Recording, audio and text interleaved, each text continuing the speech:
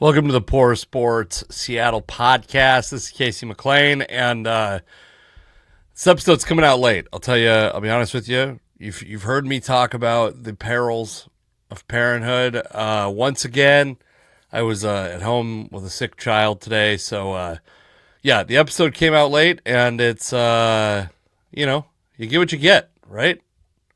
Hang on a second. I got some weird stuff going on my. All right, so a couple things I want to talk about. First, come see me do comedy if you would. I'll be in Oak Harbor at Wicked Teuton Brewing on Thursday with my buddy Willie Dean, a very funny comic opening for me, so come on out for that. And it's gonna be a fun time, one of the most fun rooms in the Northwest, so come check that out.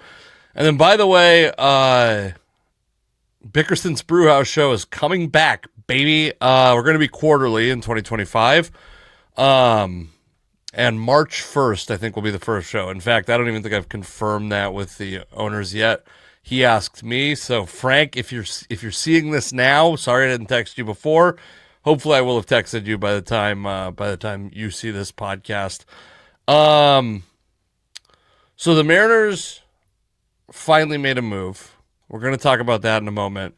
The Seahawks are still looking for an offensive coordinator, and I want to talk about that also, although I don't think there's a ton of concrete news. But what I do want to talk about is I don't even think it's a domino to fall in the Seahawks offensive coordinator search necessarily, but I do want to talk about Mike McCarthy. Just maybe less than a week ago, Mike McCarthy the Bears asked if they could talk to Mike McCarthy, and Dallas denied them the opportunity to talk to him, said he was part of their plans in 2025, wanted him to stick around. I mean, obviously a lot changes. You get through negotiations. I think he would have been going into a lame duck season as a coach, which is very uncommon for someone to go into a season as a lame duck coach. When a coach goes in as a lame duck, it's kind of presumed that will be his final year with the team, and not because he's retiring. Like, if the team is unwilling to extend him going into his final season, that means they don't have a ton of faith in him. So McCarthy has kind of been on the hot seat in Dallas for a long time. I mean, it feels like, how long has he been in Dallas? I think maybe 5 years. Did I see that? Did I see only 5 years today? I actually thought it was more like 8 years in reality, but let's see what the actual years were. God damn, it is 5 years, 2020 to 2024. He's in Dallas. Dallas has limited success. By the way, while spending, I mean, Dak Prescott's now on the largest contract in NFL history, I believe. He's had, whatever resources Jerry Jones was willing to devote to the team, essentially unlimited resources, and has not put together a winner. He kind of fizzled to an end in Green Bay also. So Mike McCarthy, after what feels like 3 years of being on the hot seat, has finally been let go, just in time to miss out on Bill Belichik, who this offseason took a job with the University of North Carolina, and he has one interesting provision, one interesting clause in his contract, which is that his buyout, in order to get out of his contract, his buyout is $10 million until June 1st, 2025, which is particularly weird because that means that he could. So it's $10 million, and then June 1st, 2025, it becomes $1 million. Hold on a second. I want to look up something real quick. Because, this is interesting to me. This may not be a reason for this. I guess let's talk about it in a lot of detail. The idea is that at some point, Bill Belichick is going to want to go back to the NFL. That's the thing people are presuming from the fact that he has this severe buyout drop, and he's been interested. He was interviewing for NFL jobs last year. He's been rumored to be Jerry Jones' top choice to replace Mike McCarthy for years. And I have a theory. It's based on nothing. I have no inside information. I'm just walking through the game theory in my mind, which is Bill Belichick took this job in North Carolina as a safety net. There's one guy in the NFL that I think has enough money and few enough brain cells to possibly pay $10 million to get Bill Belichick out of his contract with the University of North Carolina. And that guy is Jerry Jones. In the past, Al Davis, maybe.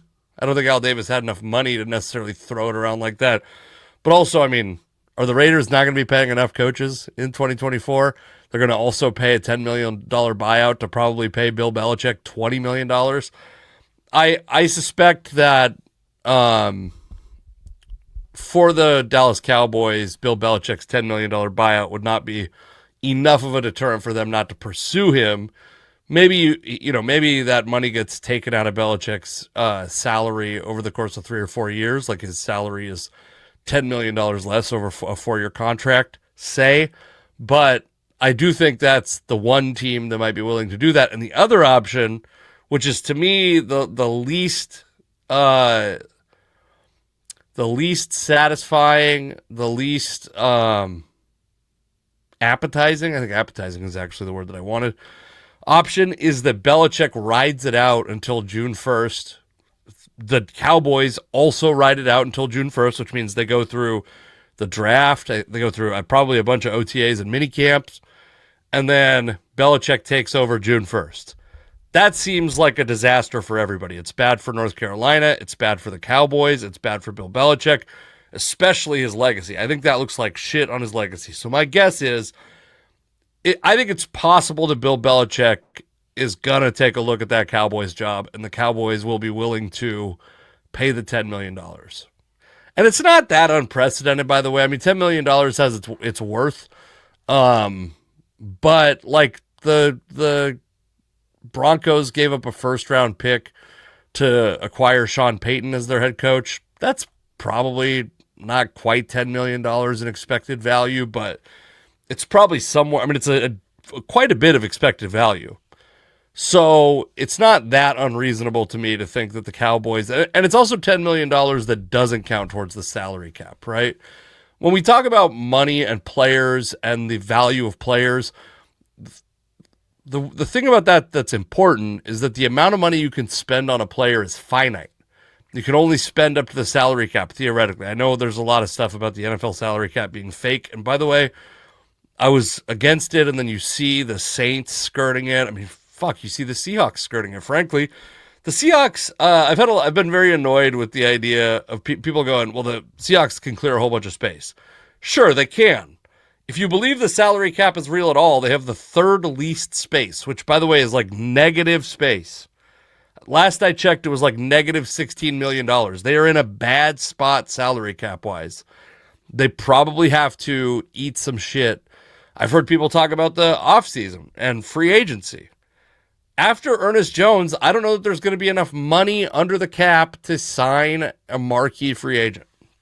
So, especially not if the team doesn't trade DK Metcalf, doesn't do something with Geno Smith, whether that's sign him to an extension that drops his 2025 cap number. I mean, the team, I think, is almost certainly gonna release Tyler Lockett, but like Draymond Jones, Noah Fant,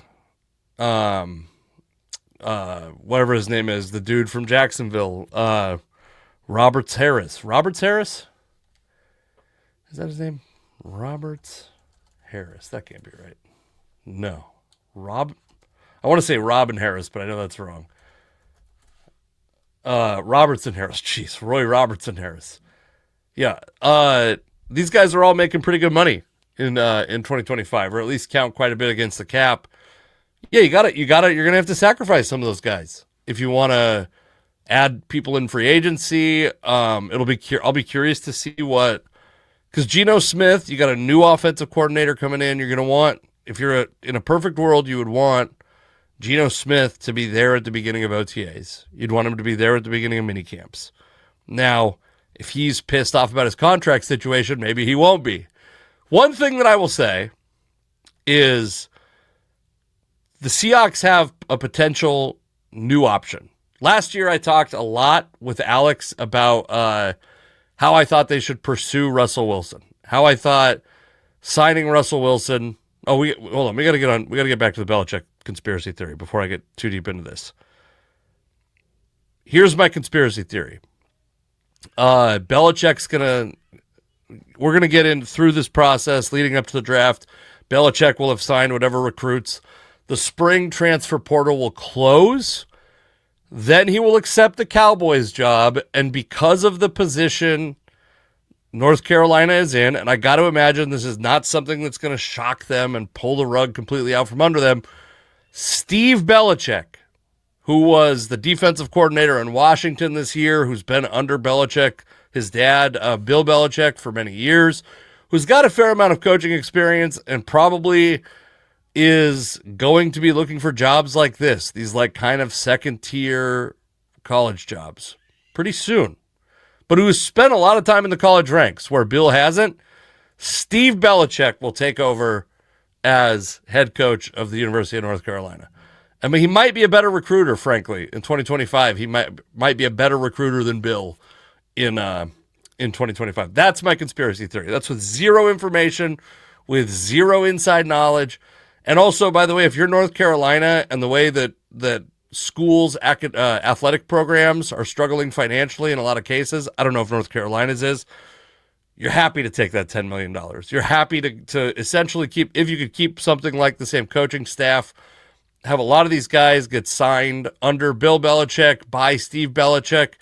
Maybe you want to stick around because Belichick remains. Give him a year. See what the kid has, the 30-something-year-old kid. That could be a win for everyone also, by the way. Steve Belichick gets a head coaching opportunity. North Carolina gets a Belichick disciple. The most literal Belichick disciple, more literal of a Belichick disciple than Mike Vrabel, who just took his former job in New England. More of a disciple than Gerard Mayo, whose job he just took. More of a disciple than Josh McDaniels, who's probably got to be part of that scenario at some point. Is he following Belichick to North Carolina? Will he be on Mike Vrabel's staff? I don't know, but it feels like he can't escape. He can't escape the universe, the Bill Belichick extended universe. That's my conspiracy theory. Mike McCarthy is let go, which that part's already come in. Bill Belichick interviews for the job. The Cowboys are willing to pay $10 million to buy Bill Belichick out. Steve Belichick sticks around as head coach. North Carolina keeps most of their recruits, and everybody wins.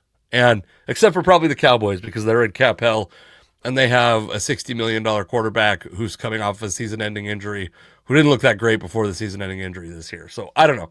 Maybe the Cowboys don't win, but maybe they do. I don't know. We'll find out. Okay.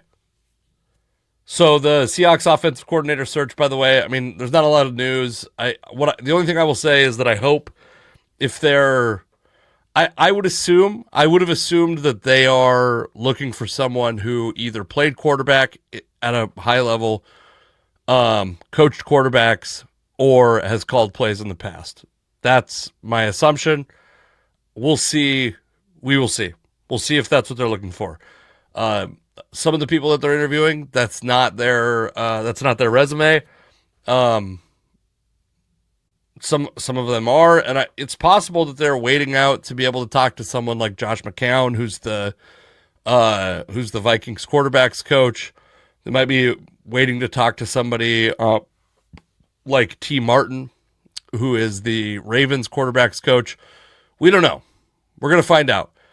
I would say my preference, what would make me feel more comfortable, especially if you're trying to step away from the non-traditional candidate like Ryan Grubb. And that might not be the reason they're stepping away from him. There's maybe, personality conflict stuff. But if you're trying to go a different direction, I would think you would want an established coach that's called plays in the NFL. That's very unexciting to me, by the way. That's not what I want, but that's, I think, like, logically, that I would think that would be the next step. By the way, I somehow have this maybe it's not on, but the as I speak, and hopefully it changes because for a variety of reasons I'd like it to change. The Rams are crushing the Minnesota Vikings. This game will be over. I'm not releasing this until that game's over, but that's a good example of if you sneak into the playoffs, no matter how you do it, you're in the tournament, you have a chance. When we saw the Seahawks do it to the New Orleans Saints the year they went 7-9, you got it, or seven, yeah, it was 7-9 that year. I was thinking 7-10. Yeah, you got to get in the play. You got to get in the tournament, and then who knows what'll happen. I mean, what happened in that case is they won in round one, and then that was it. But we got the Beastquake out of the deal, right? Like that was pretty exciting. I remember that. I remember that pretty well. That's an iconic moment in Seahawks history. I did see there's a couple guys around that I hadn't thought about that weren't on my radar. Frank Smith, the Dolphins offensive coordinator. I'm a big fan of Mike McDaniels, the Dolphins head coach. One thing that's underrated about Mike McDaniels is he was the run game coordinator for many years in San Francisco. He actually gets underrated for his focus on the running game. The fact that he's got Devin Achane, Raheem Mostert, a third running back, and then like a fourth guy they drafted in the second round, Jalen Wright, I think. There's someone that I'm not thinking of that has been pretty good in Miami this year. He's focused on running the ball.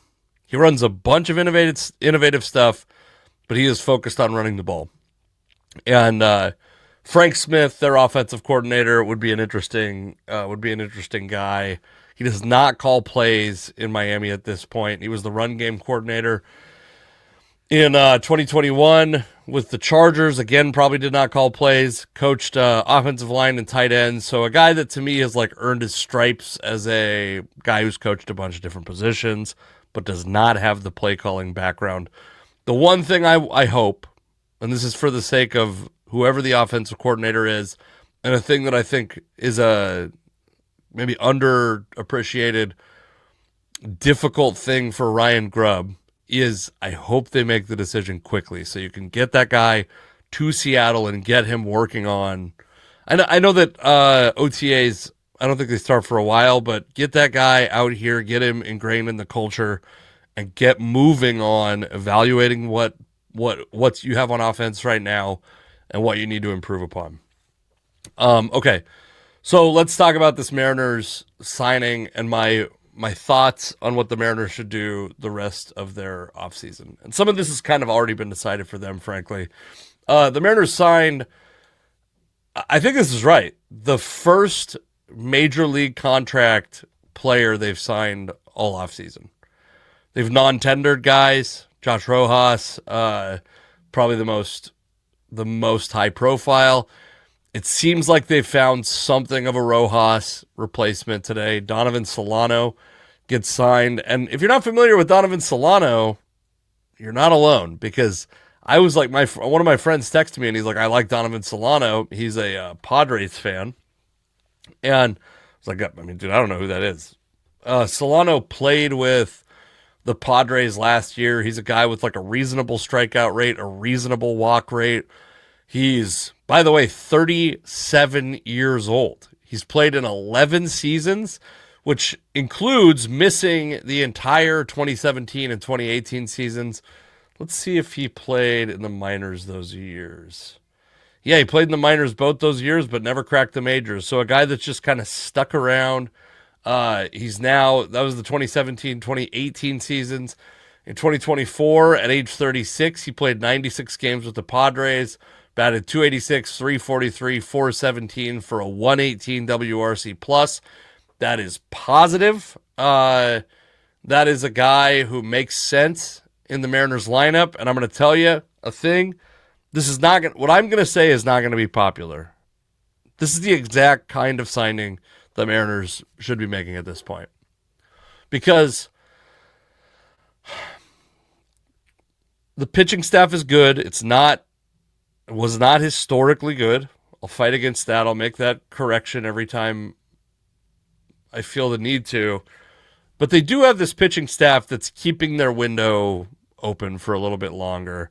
And I've heard people talk about bridging the gap between the rotation that exists now and the prospects that will be hopefully good in the future. And this is the perfect example of a guy. So in his career, Solano is a league average hitter, basically. He's been worth 7.8 wins above replacement in 3,000 plate appearances. This dude is like a 2-win per 750 plate appearances, so probably like a 1.5, 1.6 wins above replacement per 600 plate appearances. This is a guy who is just a tick below a league average player, which is different from replacement level, by the way. Replacement level means you could go out and get that guy at any time. This guy's better than that. Donovan Solano is better than that.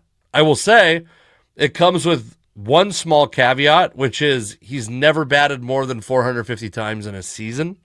He's never hit more than 8 home runs in a season. That he did last year, by the way. He hit 8 home runs last year. But it's a guy who has decent contact skills, who has a little bit of power, not overpowering power,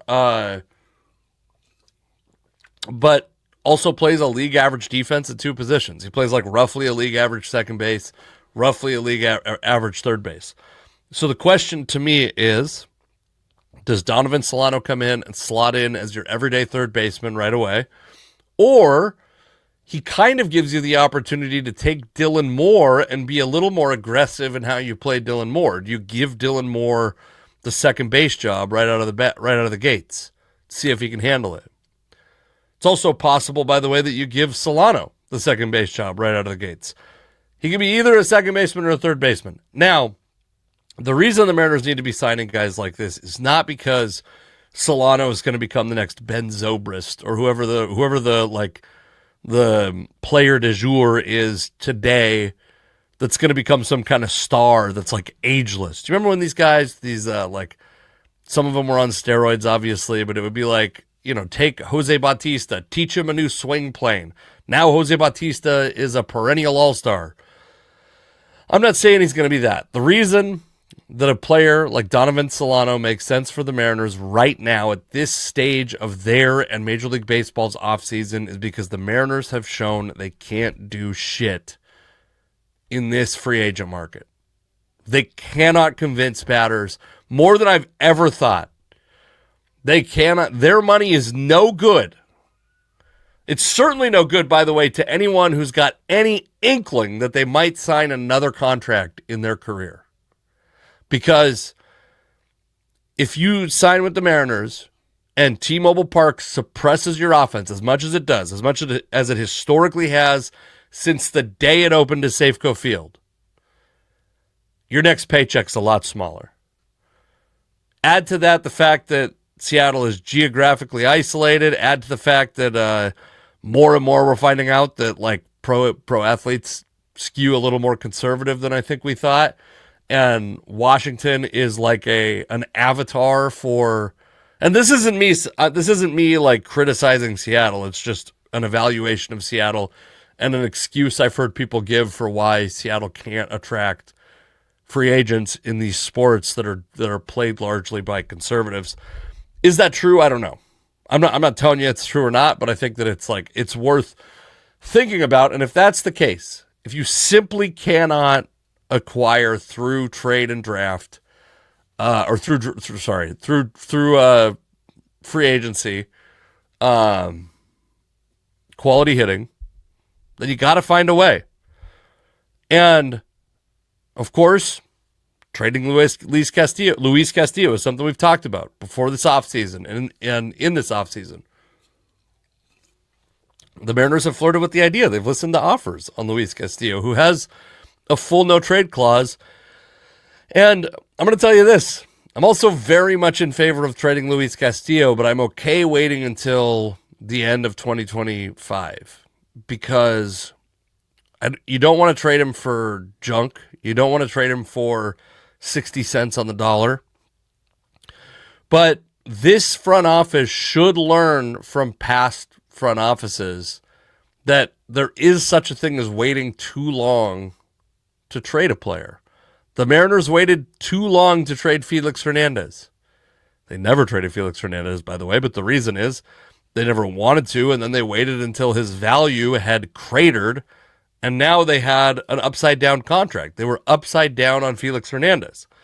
Felix tried to continue his career after Seattle and didn't make a big league roster. Like, they waited until it was over. At some point, they probably could have gotten a huge prospect package. And I'm not talking, by the way, like trading him in his arbitration years or something like that. Like, while he was on his second contract, you probably could have got a huge package. If you recall, when Jack Zarenzek was the general, I think one of the most endearing moments of Jack Zarenzek's time in Seattle is he was on the phone and a bunch of journalists got on an elevator and he goes, "I'm not trading Felix Hernandez," or something along those lines. And everyone laughed and we all rejoiced. And then we all put Jack Zarenzek's head on a stake and ran him out of town as quickly as we could. The Mariners have waited too long to trade stars away. And Luis Castillo is not on the level of star of any of these guys, but they waited too long to trade Felix Hernandez. They waited too long to trade Ichiro. They didn't trade Alex Rodriguez, and he left in free agency and left the Mariners in the lurch, left and signed the largest contract in baseball history at that time. And the Mariners did, by the way, trade Randy Johnson, Ken Griffey Jr., and those packages, the guys that got in those packages went on to be core players for them for a half decade or longer. Mike Cameron was immediately better than Ken Griffey Jr. was. Freddie Garcia was the Mariners' ace. That was one of the guys. Let's see if I remember these trades well enough. Griffey, they got. I know Griffey, they got Brett Tomko and Mike Cameron. I'm going to pull that up in a second, but those are the only two guys I can remember from that. And for Randy Johnson, the Mariners got Freddie Garcia, who was very good, Carlos Guillen, who had a very underrated, very good. He would be in the Hall of Very Good if such a thing existed. Career, and John Halama, who did pitch meaningful innings for the Mariners. Now let's see how close I was. I know Brett Tomko isn't the only guy, but Ken Griffey Jr. trade Seattle. These guys, though, my point is they all made. So it was Jake Meyer, Mike Cameron, Antonio Perez, and Brett Tomko. And then I want to say it's the Randy Johnson Mariners trade. Freddie Garcia, Carlos Guillen, and then the player to be named later was John Halama. Wow, the fact that I did not remember him being a player to be named later. But you're talking like traded a Hall of Famer, no doubt, but a guy that was not going to come back to Seattle for two guys who would make all-star teams, and John Halama. It's certainly also possible that what I'm remembering from Halama is that he was like a decent approximation of what Jamie Moyer. God damn! By the way, John Halama is 52 years old. If you were aware of the John Halama trade as a child like I was, it's jarring to find out that man was 52 years old. Yeah, Halama had a 2-win season, two wins above replacement seasons with the Mariners in 99 and 2000, 2.4 wins in 99 and 2.3 wins in 2000. Meaningful games. Was never good after that. Was never very good anyway. But so the Mariners should trade Luis Castillo. And if they have to wait until after this season when he no longer has a no trade clause, that's fine. I mean, if you can get the same value, get it as quickly as you can because his arm could fall apart. And then figure out which of those other guys, I would devote all of the money that you can to extending the players you want to extend. And then frankly, punt this offseason. And that doesn't mean do nothing. That means Justin Turner for first base, maybe a cheap bullpen arm, maybe not, by the way. Maybe a cheap option for second base to just keep giving yourself organizational depth, not assuming that Dylan Moore is going to repeat his 2024 performance. And then hold on to those prospects, because if this offseason has proven anything, And it's proven it to me because I was skeptical of this as like a steadfast rule. Free agent hitters don't want to come to Seattle. Free agent pitchers might not want to come to Seattle. So trade Luis Castillo when you can. Figure out if you're going to be able to extend Logan Gilbert and George Kirby and all your pitchers and all your position players you might be interested in extending, and just keep on loading. Because what happens when the Tampa Bay Rays or the Houston Astros, these teams that have truly built through the farm, and I know the Astros have made some, what the Astros have done is made some value proposition trades and signings. They've turned out great, and then they have spent some money on those guys, but the Astros are largely built from their farm system. And the Rays are like perennially built from their farm system. What happens when those guys lose a third baseman? What happens to those guys when an Alex Bregman type leaves? What happens to those guys when a Carlos Correa type leaves? They fill the spot in with someone from their farm system. They, keep drafting elite prospects. And yes, they're not all going to work out, of course, but there's no other way at this point outside of, by the way, I'm also against trading multiple high-level prospects for hitters that have not proven they can hit in T-Mobile Park either. Like, of course, these guys are unproven. Of course, these prospects, we don't know what they will become. But until someone has hit in a hitter's or in a pitcher's park for an extended period of time and had a lot of success, or T-Mobile Park in particular, like, I'm wary of devoting a lot of resources into that person. And I've said multiple times, the Mariners have treated Cal Raleigh, for example, their usage of Cal Raleigh to me indicates they do not think they want to re-sign him. Either that they do not think they will re-sign him. Either he won't re-sign here, or they don't have the intention of re-signing a catcher that's in his late 20s that, frankly, has a body type that's like probably not going to be defensively great for a while, who will eventually maybe have to be a part-time, a 60-game-a-year catcher instead of like a 150-game-a-year catcher that the Mariners have rolled him out for.